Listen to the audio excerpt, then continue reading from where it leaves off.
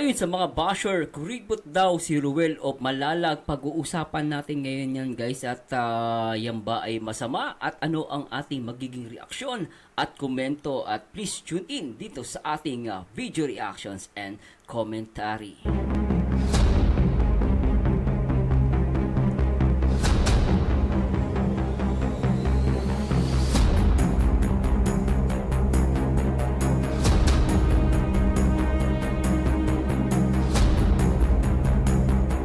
Yun guys, magandang araw po sa inyo lahat at ngayon po ay talaga namang nagiinit ang aking mga ulo. Ang aking ulo. Talagang nabasa ko to guys sa isang upload ni Rachel Morales ay talagang nakakagigil. Talagang nakakapang-init ng ulo. Parang sabi ko, akala ko si Roslyn na ang pangit. Meron pang dumagdag si Charmaine K daw. Pero mukhang ano to guys, dami account nagtatago sa ibang larawan. Duwag, walang bayag. Anak ka ng pateng, no? Pero dito ay meron siyang allegedly, no?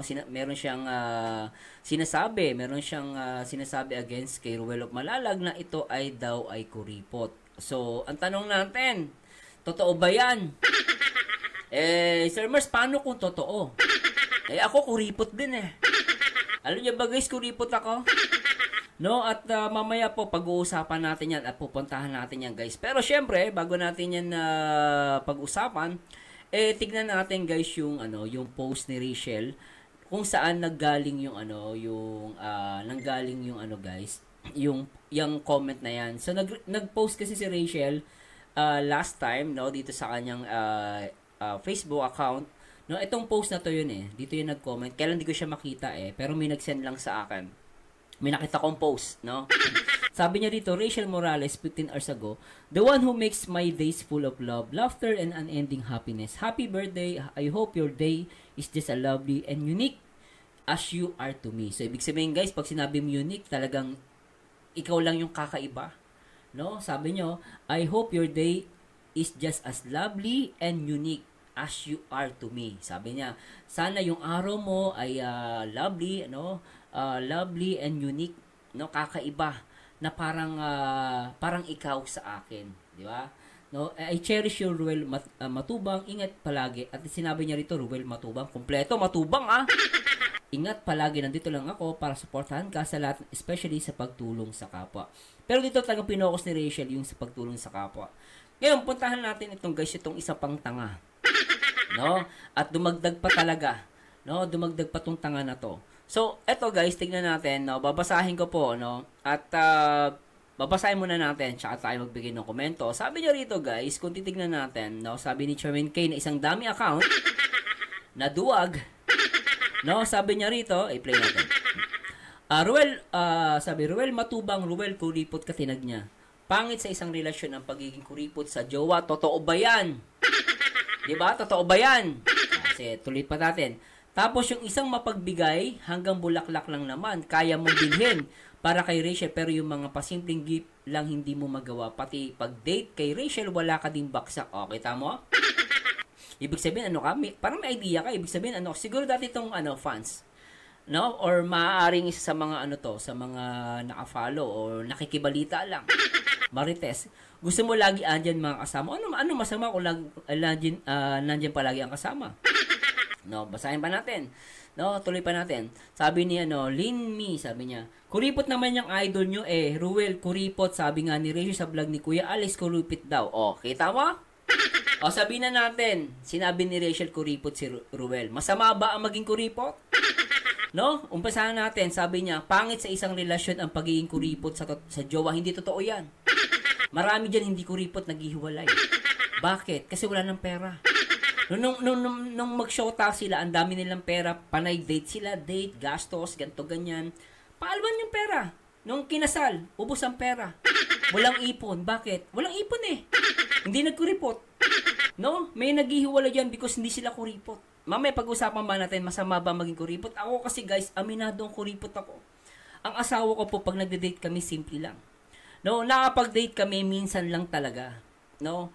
Yung panahon, sabi na natin, mag-boyfriend, girlfriend kami, hindi kami talaga palagastos. Kasi talaga matipid po ako. Dahil hindi naman ako mayaman breadwinner din ako, katulad ako ni Ruel. But ako, syempre guys, ang mangyayari kasi niyan, kapag hindi ka nagbibigay sa magulang mo, minsan yan pa magiging kaaway mo sa relasyon nyo. Kasi sabihin, yung dahil saan babae na yan, nakilala mo na yan. Hindi ka na tumutulong sa pamilya mo. So, may ganon. So, ako talaga, nagkukuripot ako. Pero kami, nagmamahal lang kami. In a sense, pwede naman kami mag-date sa simple lang. Minsan nga, di ko siya nabibigyan ng regalo. Guys, alam ng asawa ko yan, guys.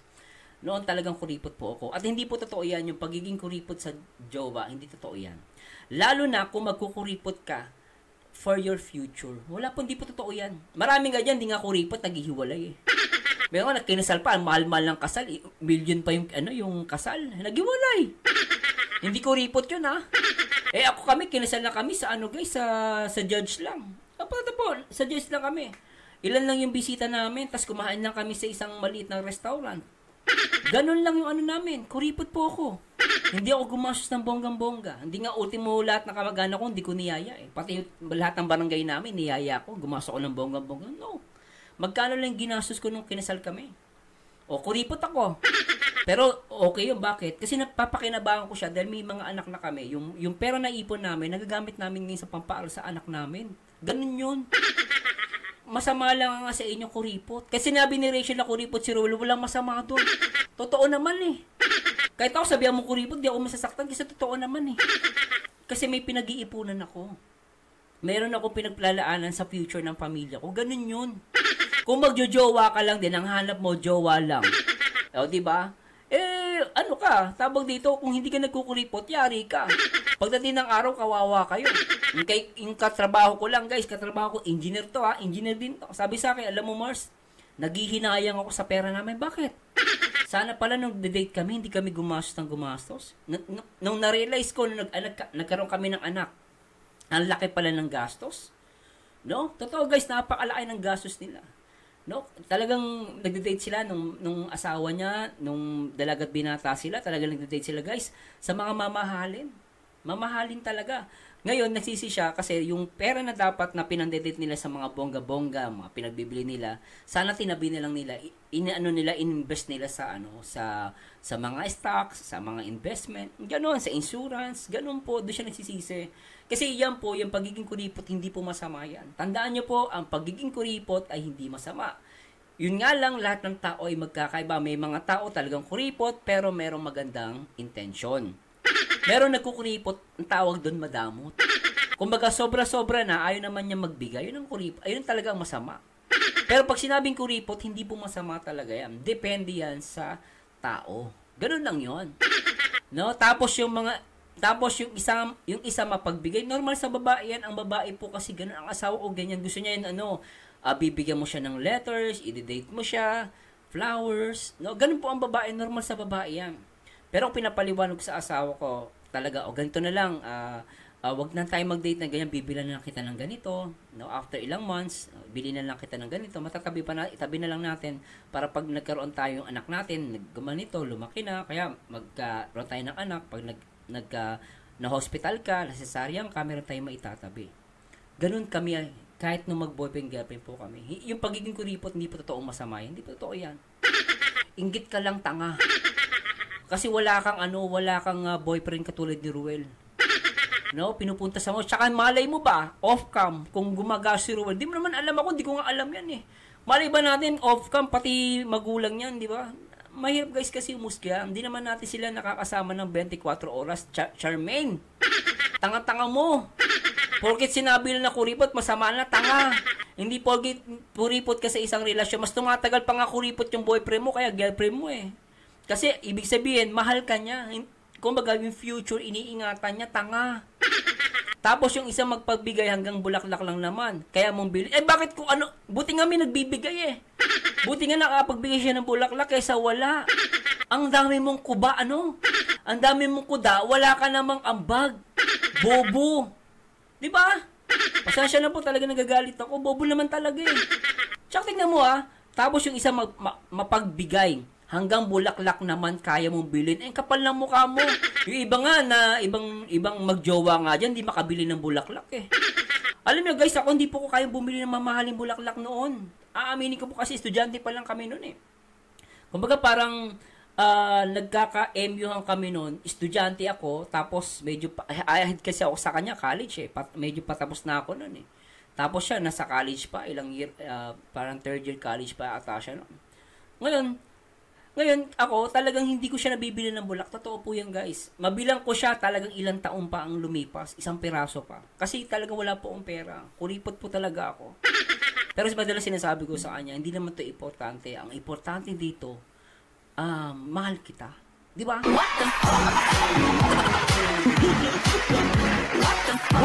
At hindi mo naman siya lolokohin. Ganun yung guys. No? Ganun yun.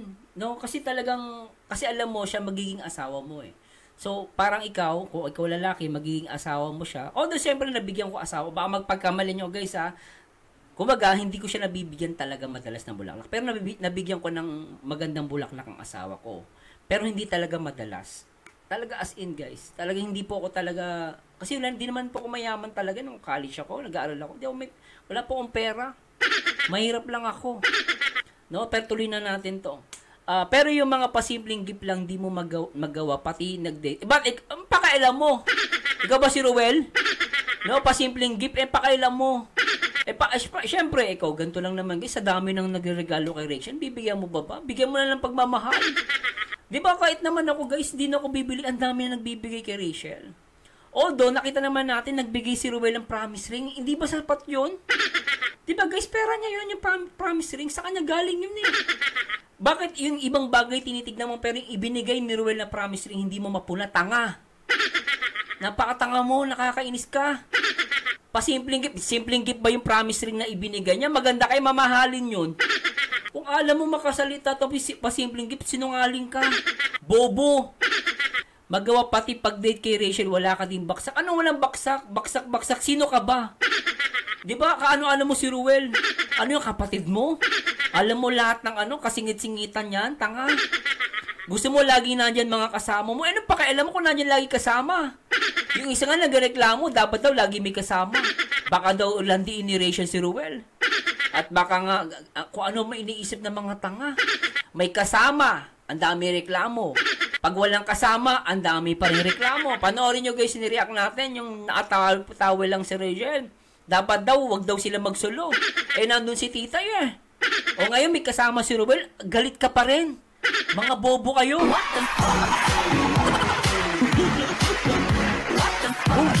Natural, gusto niya kasama mga tropa niya, mga kaibigan niya, tanga. Nakakainis tong mga to. Kuripot naman ng idol nyo eh. Ruel, kuripot, sabi nga ni Rachel. Ang pakailan mo, kung sinabi ni Rachel kuripot, totoo naman ah. At masama ba ang pagiging kuripot, tanga? Nagigigil ako sa inyo ha. Sige, i-play natin to guys ha, para maniwala. O sige, kuya. Ito mag-ano sa atin eh.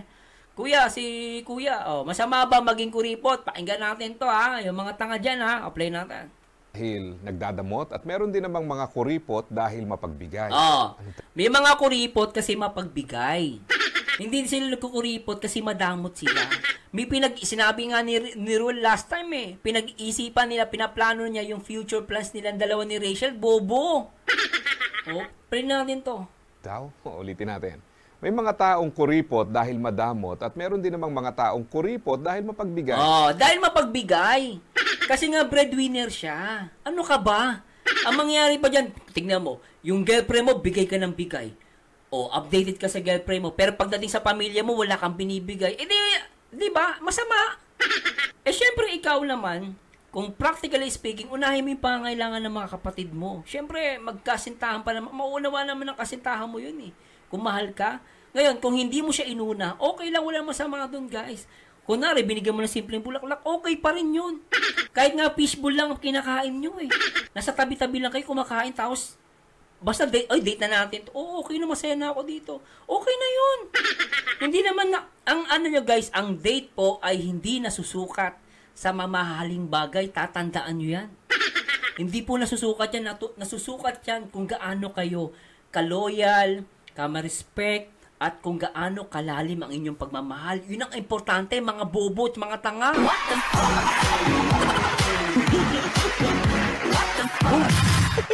Diba guys? Lang naman yun eh, real talk lang. Tuloy pa natin to. Kaya ko sinabi yan ay para mabuksan ang ating isipan na hindi lahat ng kuripot ay nagdadamot lang. Oh, kita nyo, hindi lahat ng kuripot nagdadamo, tanga. O, isa pa. Masakit masabihan ng kuripot. Di ba? Oo naman, masakit talaga yon. Lalo na hindi naman totoo. Di ba? Kuripot ka kasi meron kang pinag-iipunan. Future plans nga. May future plans bang di pinag-iipunan? Sinabi ni Ruel kay Rachel, para sa amin dalawa ni Rachel sa future plans namin. Di ba sinabi niya? Siyempre, future plans, pag-iipon. Ngayon pala, magtitipid ka na, magkukuripot ka na, pero hindi ibig sabihin masama ka, tanga. Ulit natin. Sabi nga ng isa kong kakilala, pag nakarinig siya niyan ay parang gusto niyang manampal ng 1,000 pisong tigbabarya. Ang dating kasi ng salitang yan ay halo-halo na. Yung madamot, cheap, tipid, at tiyane pagdating sa pera. Oo, may mga ganyan tingin. Lalo sa mga Pilipino, pag sinabi kuripot, parang negative. Pero sa akin, sabihan ko kuripot, proud pa ako eh. Tama, sampaling kita ng 1,000 barya. Pakainin ko pa sa'yo eh. Oo, tuloy natin. Pero, masama ba maging kuripot? Hindi. Unawain natin ang ilang bagay. Masama. May mga kuripot dahil sa meron silang mga pinagdaanan noong araw na mga karanasang nagturo sa kanila na pahalagahan ng pera. Oh, boss, totoo yan ah. Kasi ako natuto ko yun. Talagang walang-wala kami. Naranasan ko paano magutom. Ganun pa sabi ko, ganito pala magutom, walang pera. Sabi ko, gusto mong kumain ng masarap, di ka makakain. Sabi ko, pag ako sumahot, magtitipid na ako. Aayusin ko financial aspect ko. Totoo po yan. Kaya nagiging kuripot ka, pero hindi ibig sabihin masamang tao, tanga. Kahit sabihin mo pang marami silang pera, magiging maingat sila sa paglalabas nito dahil alam nila na pag may pangangailangan, mabilis lang maubos ang pera. Tama. Meron din namang kuripot dahil alam nilang mahirap kitain ang pera. At alam nila na hindi sa lahat ng panahon ay maluwag ang dating ng pera. Hindi sa lahat ng pagkakataon maluwag ang dating ng pera. At hindi sa lahat ng pagkakataon sikat ka. At hindi sa lahat ng pagkakataon mataas ang YouTube mo. Be practical at totoo po yun. Ang taong matalino at nag-iisip, na iniisip ang future. Hindi totoo yung yung bahala ka na. Bahala na. Sige, ngayon magpakasarap tayo dito, mag-enjoy tayo. O, di ba? After ng enjoy ka. After nun, nga. Ang mangyari, wala ka ng pera, uutang ka pa sa ibang tao, tanga. So, nag-enjoy ka na, nahirapan ka, nung nawala na yung pera mo, uutang ka sa iba, yung inutangan mo, hindi mo na mababayaran, nandamay ka pa. O, ibig sabihin, miss, okay na akong tawagin kuripot, at least ako hindi ako pabigat sa lipunan, tanga.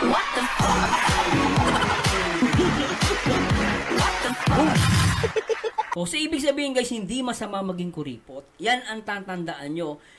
As long as meron tong magandang purpose. Yung po ang tandaan, yung purpose, yung intention ng pagiging kuripot. Ang masama, kuripot ka sa masamang intention.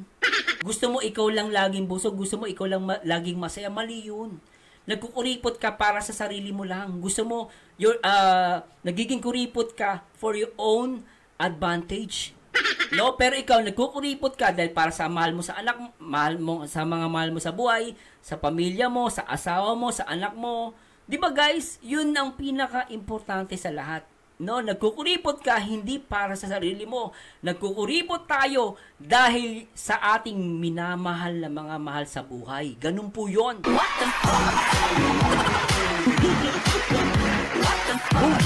Ako kay sabihin ko pang kuripot si Ruel, wala namang masama sa pagiging kuripot Di ba guys? O, pray natin.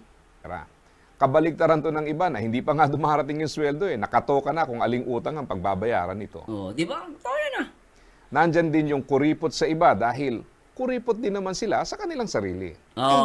Yan, totoo po yan guys No, ako minsan kuripot din ako sa sarili ko Yung brief ko talagang bacon na. Saan ang bacon? Nako, sobrang luma na. Minsan butas pa. Minsan yung butas, hello. 'Di ba? Yung mo, lumalaylay na, gumaganon-ganon na. Kasi butas na. Maluwag na yung brief mo Pero totoo, kaya mo naman bumili. Pero ba't hindi mo magawa? Kasi nagtitipid ka. Ilbis na para sa sarili mo lang, itatabi mo na lang yung para pag nagkaroon ng emergency, meron kang paghuhugutan, tanga. Hindi yung kaya marami, alam nyo guys, totoo lang, kaya maraming mga Pilipino hirap, maraming mga Pilipino laging walang pera. Kasi walang kakayahan, walang skill. Hindi yung skill natin, hindi natin inaaral paano ba magtipid. Paano ba mag-control ng sarili. At paano ba magiging tamang kuripot? Ganon yun. Kaya iba sa inyo walang pera. Hindi dahil, alam nyo guys, hindi masama ang pera. Kailangan natin ang pera, pero hindi yan ang importante. Ang importante, matuto tayo ng personal development sa sarili natin. Kaya kung magiging kuripot ka, make it sure you have a good intention. Yun lang yun. Baga, way of life na nila yon. Yes. Practical sila mag-isip. Kaya minsan, hindi na unawaan ng iba. Siyempre, nandyan din yung kuripot sa ibang bagay para maging generous sa pagbibigay. Oh, di ba? Agree ako diyan. Magkukuripot ka sa ibang bagay. Kunwari, ilbis na mag-Starbucks, katabi mo na lang para pag merong may mga tutulungan, ibigay mo na lang. Magkano din ng Starbucks? Minsan 100 pesos o sabi natin 200 pesos. Yung 200 pesos na ibigay mo sa mahirap, okay na yung guys. Pang-ulam na nila ng 3 araw yung guys. Pambili ng noodles 3 araw. Ganun yun. Sila yung mga taong nagtitipid para merong mailaan sa mga bagay na mas makabuluhan. Tama. Makikita mo na pagdating sa tamang paglalaan ng pera, sila yung talagang maaasahan. Oh, para sa akin, Ruel of Malalag, ano sabi nung ate? 1 call away. Isang tawag lang si Ruel. Kasi maaasahan mo siya kasi kuripot nga siya. Pero kuripot man siya, pagdating sa pamilya niya, nakakatulong siya. Yun po ang totoo. What the fuck? Oh, ngayon, proud ba tayong tawagin na si Ruel na kuripot? Ako, I'm proud na tawagin natin si Ruel na kuripot. I'm proud daw guys, seriously. Ay sabihin na natin, totoo, nagkukuripot siya. I'm proud because alam ko si Ruel o Malalag ay humble at mabuting anak sa kanyang mga magulang at wala akong karapatan humusga kay Ruel dahil hindi naman ako yung tatay. Pero kung ako titignan ko yung pamilya, yung mula sa nanay hanggang tatay hanggang sa bunso sa mga kapatid, makikita mo mahal na mahal nila yung kanilang kapatid at kuya. At sa mga basya, syempre masama si Ruel. Yun ang masasabi ko. Pero yung pagiging kuripot ay hindi masama. Yun lang po. Tuloy natin to. Maraming bagay ang dapat nating isaalang-alang pagdating sa paggamit ng pera. Ang taong may maturity sa pag-handle nito. Kuya, akala ko ikaw si Mike Enriquez. Nagulat ako, Mike Enriquez ba ito? Parang si Mike Enriquez ah. Kamukha niya, di ba? Ay, Mike Enriquez! Excuse me pa! Pero kamukha niya, di ba? Tuloy natin. Ay nauunawaan ang wastong paggamit nito. Kaya bago mo bansagang kuripot ang isang tao, alamin mo muna kung bakit. Baka pahiya. magulat ka. Yung taong akala mong kuripot, good steward pala ng kanyang pananalapi. Di ba? Pahiya kang bobong tanga ka. Basher ka, charmin ka, kakainis ka. Mag-comment ka. Subukan mo mag-comment, bobo ka. Totoo naman bobo ka. Bobo ka naman talaga. Mahilig kang humusga ng kapwa mo, pero tatanga-tanga ka. Di ba, bago ka magsalita, kuda ka ng kuda, kilalanin mo yung tao, hindi mo naman kilala. Kung makapagsalita ka, makapanlai, kala mo, ikaw ang bida, tanga. What the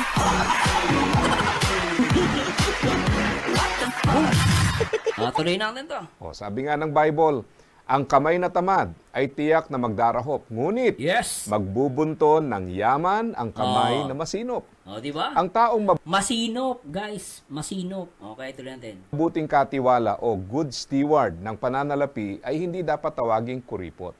Ang tamang term ay masinop. Yon, masinop, hindi kuripot. Mali pala ako. So, dapat ang tawagin natin ay hindi kuripot kundi masinop. Masinop si Ruel of Malalag. Diba? Siyempre biriburan na nila Rachel yung guys, kaya nasabi niyang kuripot. Pero, totoo naman yun guys. Basta sa akin kasi, pag sinabi mo kuripot, positive pa rin sa akin. Natutuwa pa nga ako eh. Napaglait, ay kuripot siya, ay maganda yan, may pera yan. Siguro mapagmahal sa magulang. Ganun po isip ko, hindi ako negatibo. Hindi katulad yung mga basher kayo ng mga pangit. Talagang negative yung mga pag-iisip nyo, mga tanga. Tuloy natin. Dahil alam nila ang halaga ng pera at kung paano itong gamitin ng tama. Anyway, ano pa man ang tingin ng ibang tao sa mga mabubuting katiwala ng pera, di na lang sila magtotok. Dahil alam nilang tama ang ginagawa nila at hindi naman sila sa tao mananagot, kundi sa Diyos. Kung mamanahin mo ang mabuting halimbawa nila, mararanasan mo din ang kagalakang taglay nila. Kaya, asa ka pa ha? Di ba guys, ang ganda ng sinabi ni Kuya, di ba?